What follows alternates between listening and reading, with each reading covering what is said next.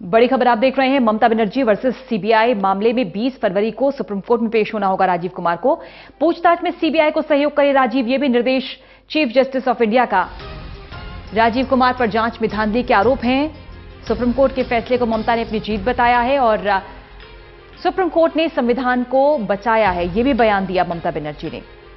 हालांकि बीजेपी पलटवार कर रही है। बीजेपी का कहना है कि कोई खुद को देश का बिग बॉस ना समझे।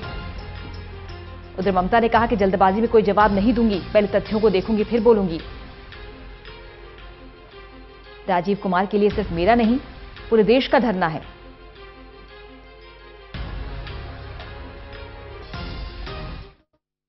सुबह आदरणीय chief justice of India justice Ranjan Gogoi साहब, जस्टिस गुप्ता, जस्टिस खन्ना के कोर्ट में ये मामला आया।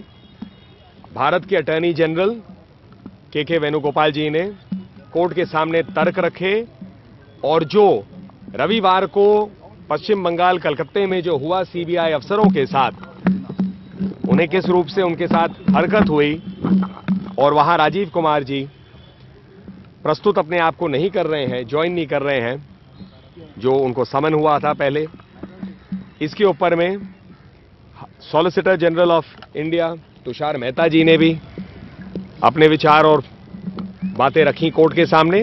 डॉक्टर अभिषेक मनु सिंह भी दूसरी तरफ से उन्होंने इसका विरोध किया, लेकिन अंततः कोर्ट ने यह उचित समझा कि राजीव कुमार जी सीबीआई के सामने जो इन्वेस्टिगेटिव एजेंसी है उनसे कोऑपरेशन दे, पूर्ण रूप से कोऑपरेट करें।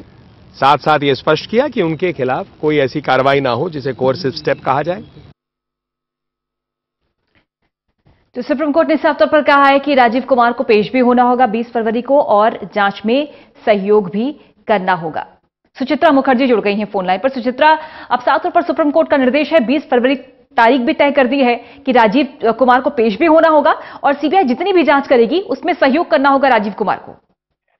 बिल्कुल, देखिए यहाँ पर साफ तौर पर कहा गया है कि क्योंकि यहाँ पर दो पिटीशन, एक तो ये थी कि कंटेम्प्ट यहाँ पर फाइल किया गया था और दूसरा ये था कि राजीव कुमार जो है जांच में सहयोग नहीं कर रहे हैं। तो जांच में सहयोग की जहाँ तक बात थी और एक न्यूट्रल जगह की बात हो रही थी कि कहाँ पर बात होगी तमाम चीजें, तो यहाँ पर ये तय हो गया है कि शिलोंग में जो राजीव कुमार है यानी कि कोलकाता के कमिश्नर ऑफ पुलिस हैं वो जाएंगे और वहाँ पर जो जांच होगी उसमें सहयोग करेंगे। और दूसरी बात यहाँ पर ये है कि यहाँ पर कोलकाता के police commissioner Rajeev Kumar, DGP और मुख्य सचिव, इन तीनों को अवमानना नोटिस जारी किया गया है और इन तीनों को ये कहा गया है कि 18 फरवरी तक आप जवाब दें। कोर्ट ने कहा है कि अगर जवाब देखने के बाद जरूरत लगी कि अधिकारियों को, तो फिर 20 तारीख को निजी तौर पर पेश होना होगा। यानी कि जो नोटिस इनको जारी किया गया है उसमें जो सवाल पूछे गए हैं उसका जो जवाब आएगा उसके आधार पर इन्हें कोर्ट में पेश होना होगा। तो ये सब कुछ निर्भर करता है उस जवाब के आधार पर।